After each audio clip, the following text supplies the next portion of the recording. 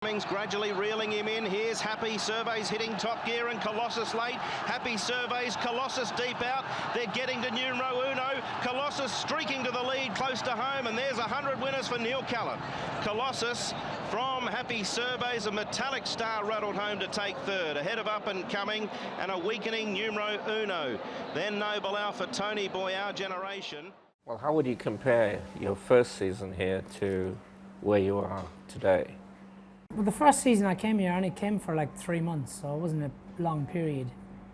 And when I first came from my first stint here, it was always with a view of maybe 3-4 years down the line of coming here full time. So in terms of how's it gone since then, well, then obviously it's gone really well because I've come back since then and come back full time, and I'm pretty happy to be staying here at the moment. But what was the turning point? What made you decide to make a go of it in Hong Kong? Because as you know, I'm sure you know, a lot of English jockeys, even though you're Irish, have come here and they failed dismally, except for Mick Kinane. It's not a bad name to be compared with, but Mick Kinane was quite, you know, he was pretty good. Like, you know, he's one of the best jockeys in the world. I didn't compare you to Mick Kinane as a jockey. Maybe you are in Hong Kong.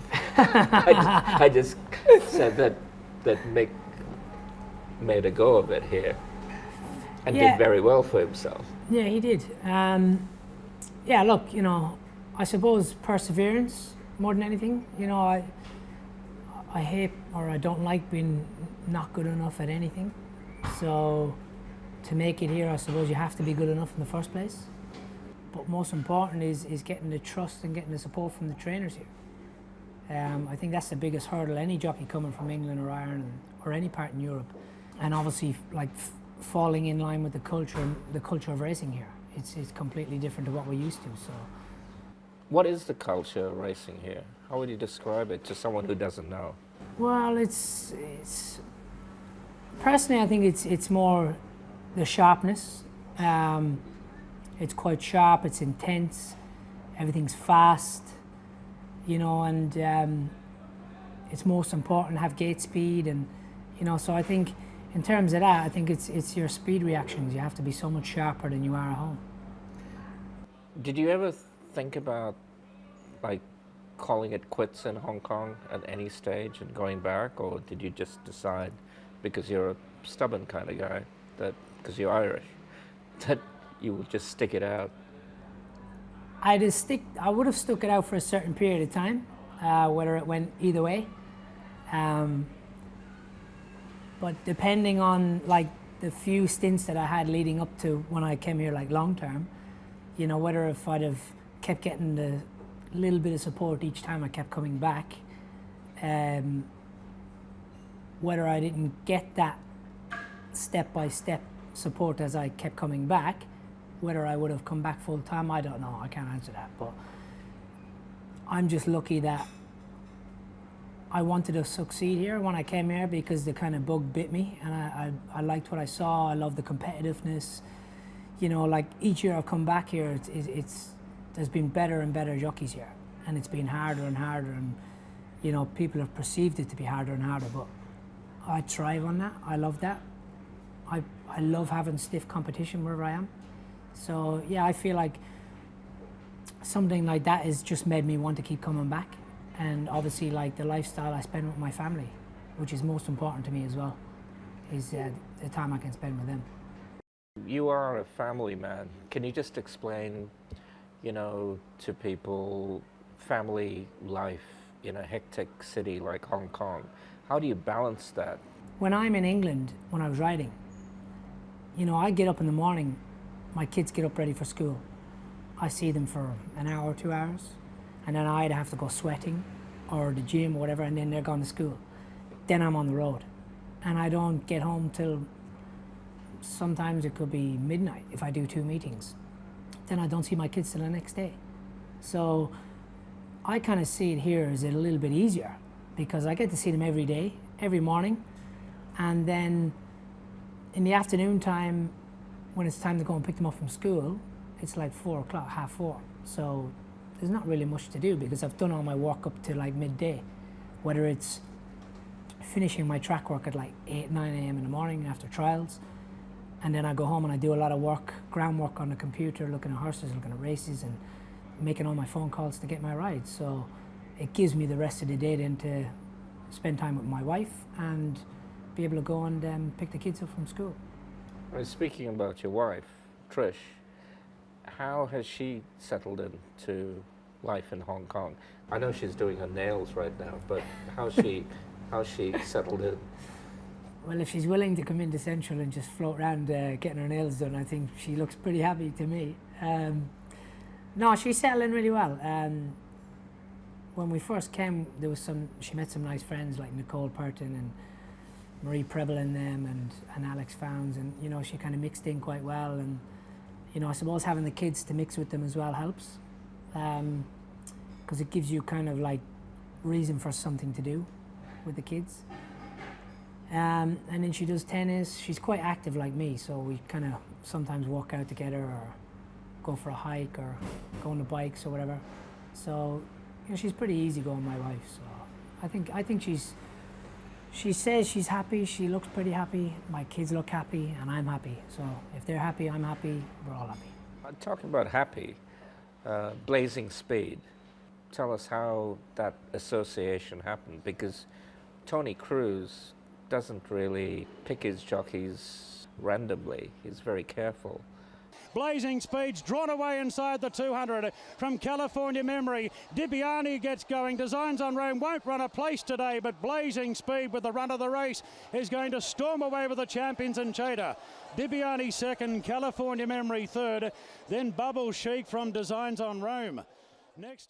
It was probably actually a turning point in my career in Hong Kong, getting on the horse.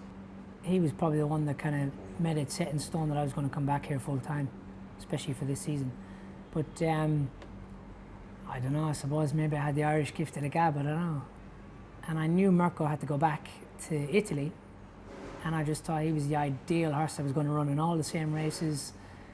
And if you were to have a choice, he was the horse. So I literally just hounded Tony for weeks.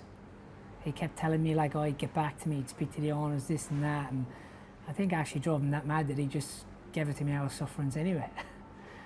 And listen, we were just lucky that I clicked with him, because he was quite a free, strong going horse in races. He found it hard to settle, and he just seemed, since the first day I got on him, he just seemed to relax in his races, and he was quite fruitful for me. He's quite a good horse.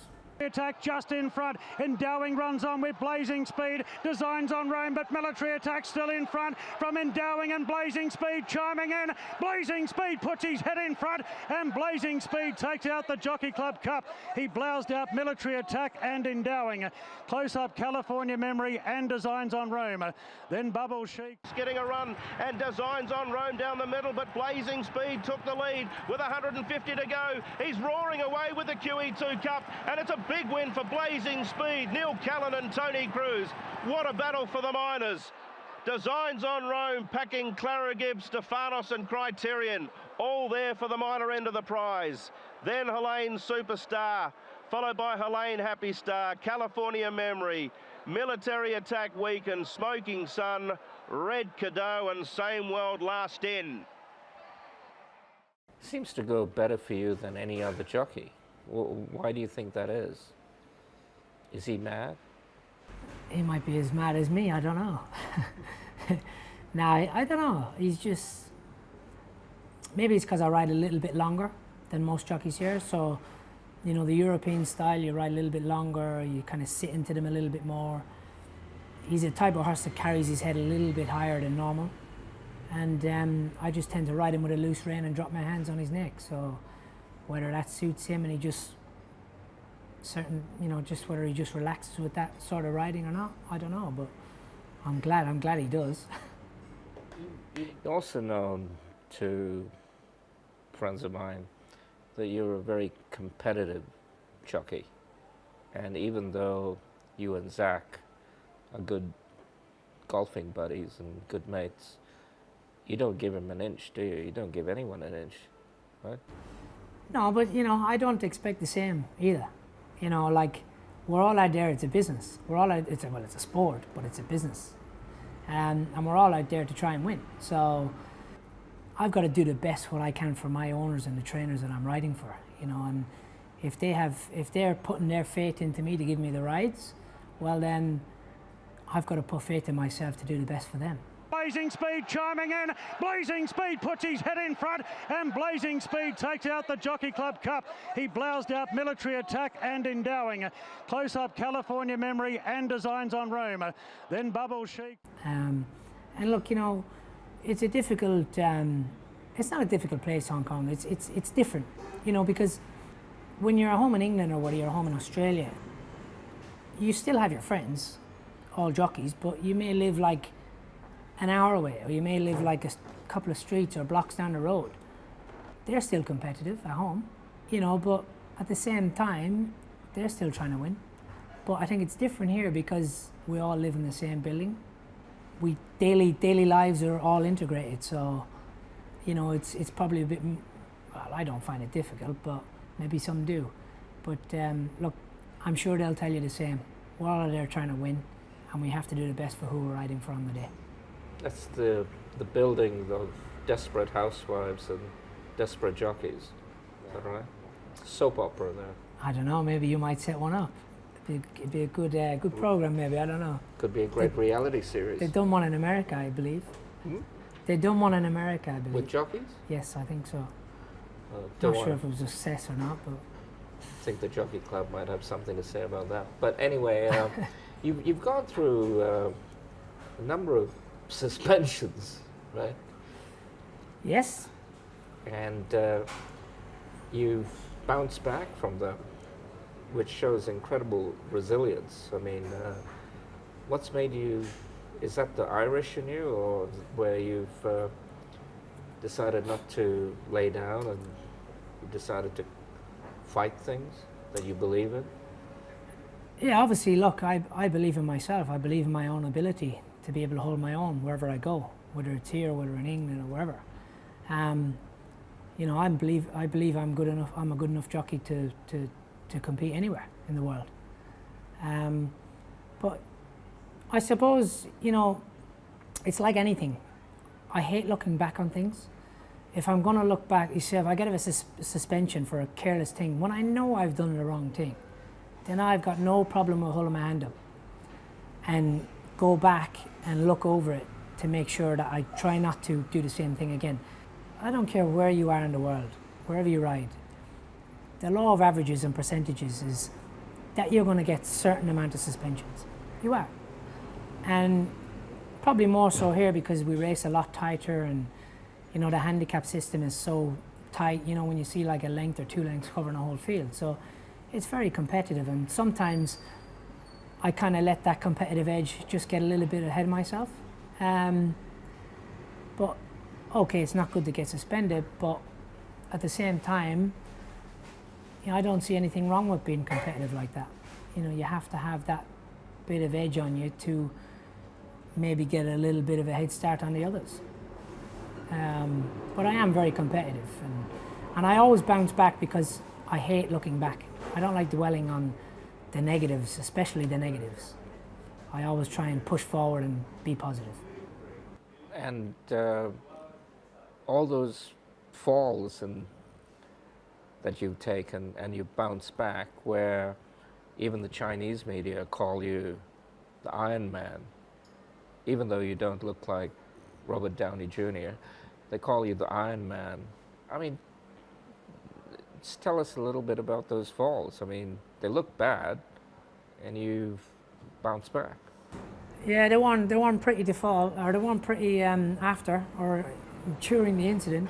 Look, it's like anything, you know. There's always dangers, whatever sport or whatever job you do. Yeah, they were pretty hard falls, and I just find myself lucky actually that I've walked away from them. So, like I say, I don't like dwelling on the negatives or the negative side of anything. I always try and like come out and say actually, the last fall I had where one of Paul O'Sullivan's broke down quite badly with me in front, and I had majority of the field behind me. and my wife and kids were back in England. It was Easter time, so I was here on my own. And I remember when I fell, and it's quite weird because it happened so fast, but when you actually hit the ground and fall, it's like slow motion. Like that time I fell, I think I hit the ground on impact on one of my shoulders. And I remember looking back, and it was Zach's horse facing me. I was like, please don't go over me. And then I thought, when my horse went down and it took his horse with it, it avoided me. The horse behind that just galloped straight between the middle of us. And Zach ended up falling behind me and skidding into my back and pushed me forward. And I remember my ankle was quite bad, but I just jumped up, realized I was okay, and the horses had all gone past. And the first thing I just thought to myself was, thank God I can see my kids and my wife when they're back, you know? But that's just an instant reaction, and you know, it just goes to show how close or how important my family are to me. And listen, it's like anything, these things happen, but the most important thing is that you get back up and you go back to what you do best and what you love doing. If you had to give advice to any rider coming to Hong Kong, what would it be? It's a slow process, or it can be a slow process. There's some jockeys come here and just took off from the off. But you just gotta persevere. You know, if you're coming here from a different country and you're like top in your country, don't come here expecting it to land on your lap, because it won't. You've just gotta get your head down, be honest, try your best, and just keep at it. That's all you gotta do. Okay, let's play 10 questions. I give you a name, you say the first thing that comes to mind. We've just done about 10 questions, haven't we? No, but no, but like, just go along with this, will you? Okay. So, Zach Burton, Champion jockey. Joe Moreira, Brazilian jockey. Douglas White, South African jockey. Tony Cruz, A legend. Richard Gibson, Eccentric. Ricky Yu, Good fella. Hong Kong, Great place. Hong Kong racing, Excellent. family, Very important. Gradually reeling him in. Here's Happy. Surveys hitting top gear, and Colossus late. Happy surveys. Colossus deep out. They're getting to numero uno. Colossus streaking to the lead close to home, and there's 100 winners for Neil Callan. Colossus from Happy surveys, a metallic star rattled home to take third. Ahead of Up and Coming and a weakening numero uno. Then Noble Alpha, Tony Boy, Our Generation.